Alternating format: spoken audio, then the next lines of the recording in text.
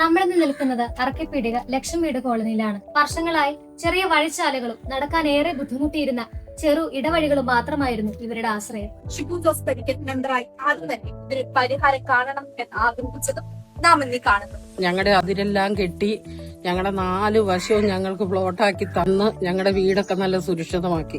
ജില്ലാ പഞ്ചായത്തിന്റെ സഹകരണത്തോടെ ദേശീയ തൊഴിലുറപ്പ് പദ്ധതിയിൽ ഉൾപ്പെടുത്തിക്കൊണ്ട് 52 ലക്ഷം രൂപ ചെലവഴിച്ചാണ് ഭൂരിഭാഗം റോഡുകളും കോൺക്രീറ്റ് ചെയ്തതും 2 റോഡുകളുടെ വീതി കൂട്ടി കോൺക്രീറ്റ് ചെയ്തതും വീടുകൾക്ക് സംരക്ഷണ ഭിത്തി കെട്ടി പുതിയ യാത്രാ മാർഗങ്ങൾ ഒരുക്കി കൊടുത്തു.